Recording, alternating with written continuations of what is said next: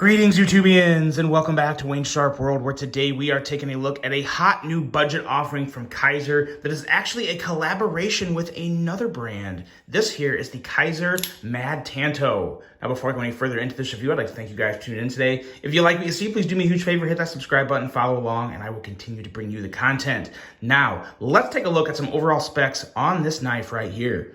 We have an overall length of 8.07 inches, a blade length coming in at 3.31 inches, and a blade thickness at 130 thousandths. Blade material in this guy is 154 cm with a Tanto blade, of course, with a very nice compound grind. We'll talk more about that when we get to the blade. And a handle length of 4.76 inches with a handle width of a rather wide 1.15 inches, right here towards the middle of the handle. We have a handle thickness of 498 thousandths. So the combination of this blade, or this handle width and handle thickness, it makes for a pretty unique, comfortable feel.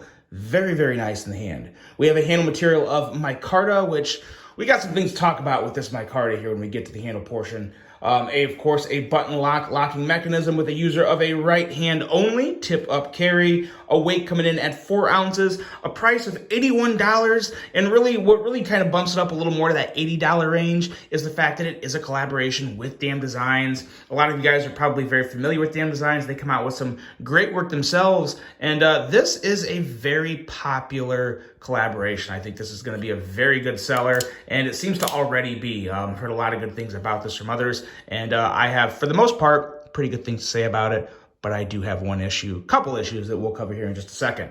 But first, let's take a look at some size comparisons here to see just what we got. Let's pull out a button lock and a Tanto, but not a Tanto button lock. This here is the Kaiser Begleiter Tanto version. I don't know if these are available, but they should be, because this is one of the best Tanto blades to ever come out on a Kaiser knife. I really, really love this blade and this knife in general. And then, of course, we also have the Kaiser Begleiter XL button lock. And I think these two knives together will give us a very good idea of where this knife comes in at in terms of length and compared to other objects and other knives. Obviously smaller than the XL and right around the same size as the Begleiter Tanto, but huge difference when you get this guy in hand in terms of just how good it feels. Not that the Tanto Begleiter doesn't have good ergos, but these are next level ergos on this Mad Tanto right here. But before we get into the ergos, before we talk about this handle, let's talk about the blade, because this is one excellently done blade. This is arguably the best Tanto blade ever on a budget knife, even better than the Tanto Begleiter, for one reason, two reasons really. The edge on this guy and the grind. It's a wider blade, so you're obviously going to have a little slicier geometry than you do on the Begleiter Tanto. What we're looking at here is 14 thousandths along the flat here where the hollow comes in. That is phenomenal. And then even up here on the flat grind, which is what you want to see. You want to see a flat grind at the tip and a hollow grind along the long flat, along the meat portion of the knife. But this tip, a nice flat grind, but it still comes down to a very thin 15 to 16 thousandths at various points along this front edge here, and a tip that is very slicey. Very slicey indeed, and still with the flat grind and the decent little bit of width, you know, you have some pretty decent tip strength. I wouldn't call this, exactly some type of, not a pry bar for you by any means, but a nice combination of sliciness and durability. So a very, very excellent job on this blade overall in the plunge grind. Let's take a look at this plunge grind. And now obviously with the choil being in here, it makes a plunge grind pretty easy, to be honest, because if the plunge started up here, we would just be roasting this knife, but it doesn't. It comes all the way back, and look at that nice thinness you have right behind the cutting edge. This knife is going to have a good amount of life, and you also have a decent amount of depth on that choil. So this is going to be a knife that's going to be just a great one to sharpen for years to come.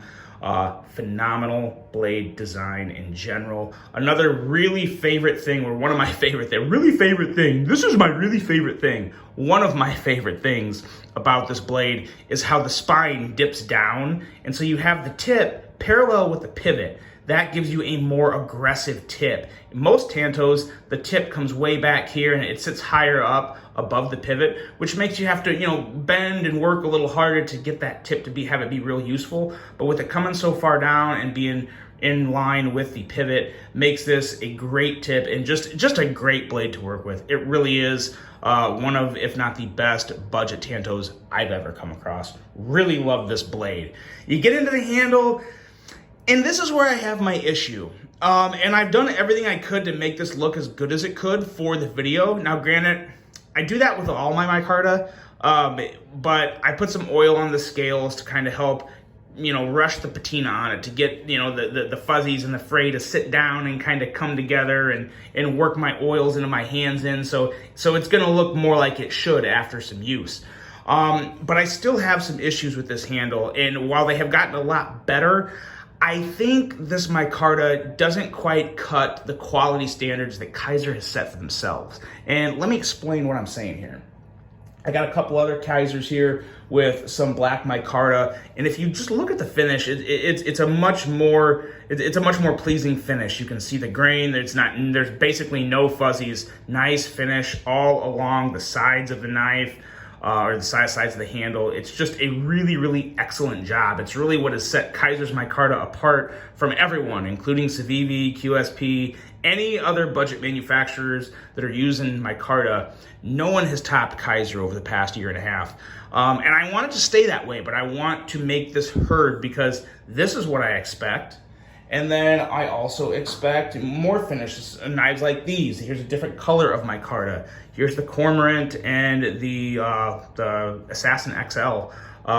Very, very nice finish. No frays, no fuzzies, just excellent finish on all this micarta.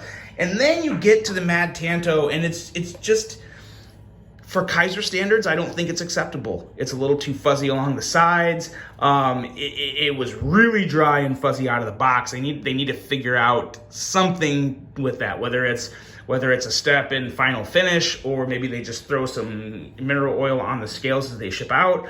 But there's still a lot more fuzziness than I want to see on these handles, and especially like down here. I don't know if that's going to go away. I'm sure I could sand it, but yeah, that just takes time, and I don't have a lot of time right now. So while they're still okay, again, you compare these to other budget knives, it is acceptable, but we're going off Kizer standards here. They've set the bar, so now, we got to use that bar. I think it could be a little better. I just think it could be a little better. Now, getting past the little bit of fuzziness on the handles, you get into the actual ergos of this handle, and it's perfect. This is one of the most comfortable budget knives I've had in my hand in the past 3 years. It is excellent. The choil is fantastic. The width and thickness of this handle is the perfect combination for me.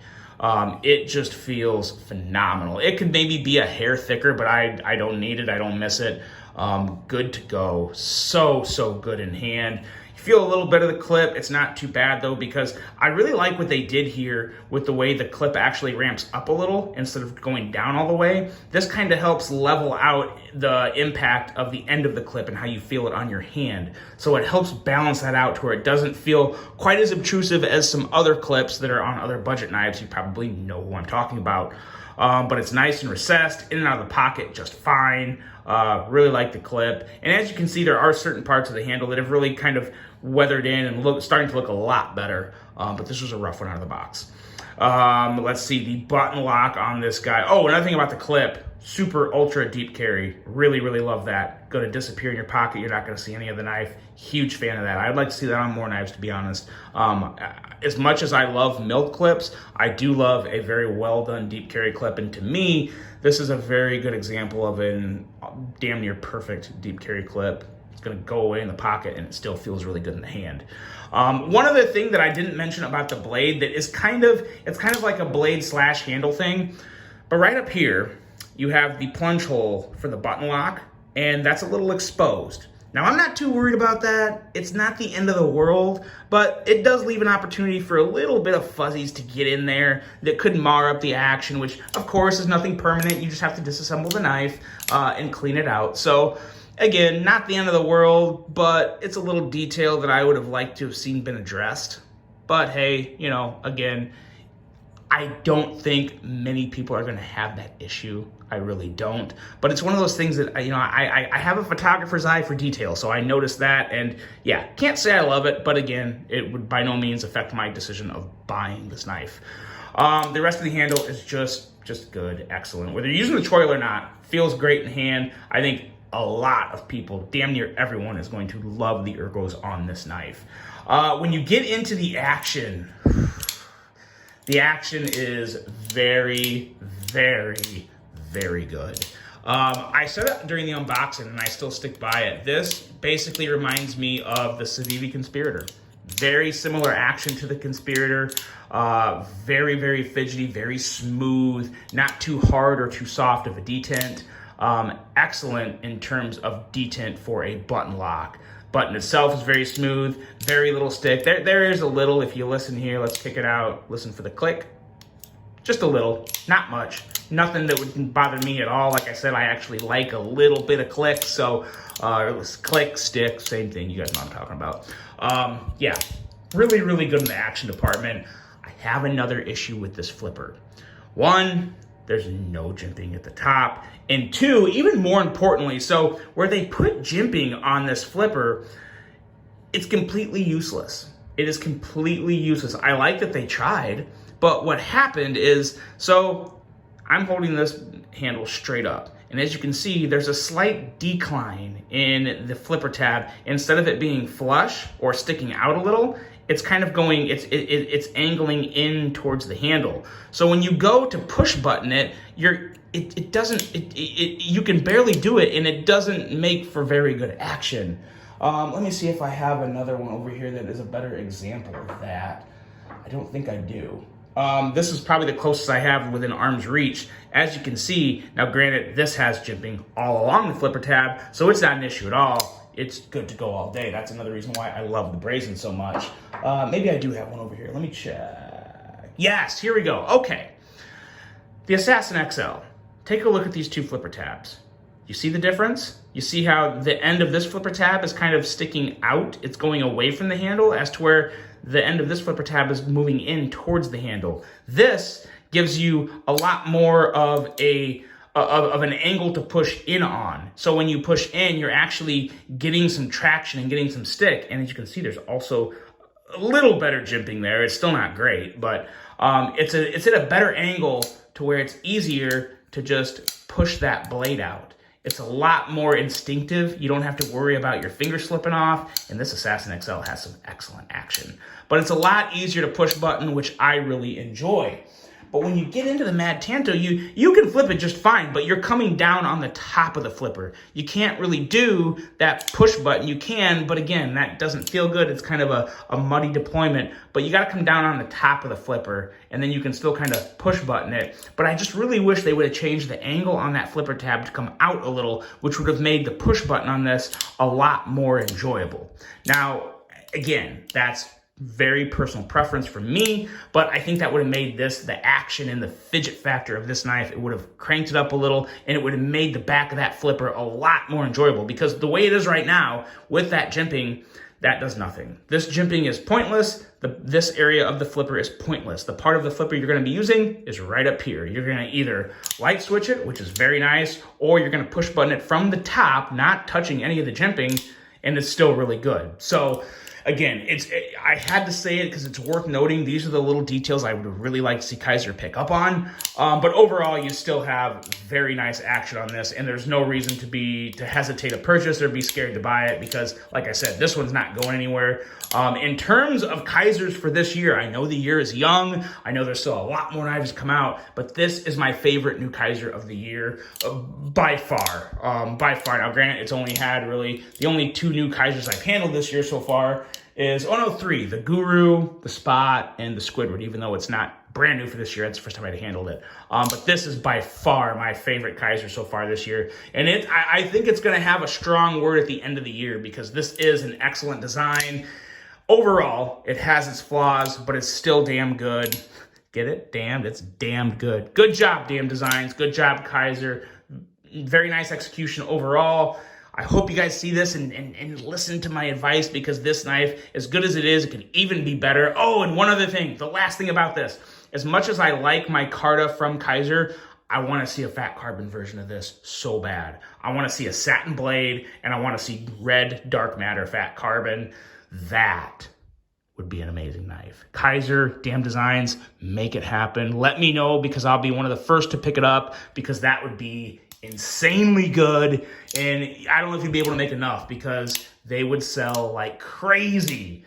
Red dark matter fat carbon, satin blade, make it happen, guys. Even as is, this is still a good one. I'd recommend it. Let me know what you guys think of the Kaiser Mad Tanto. Really hope you enjoyed this one. Hope you had a great rest of your day. Until the next one, I'm out.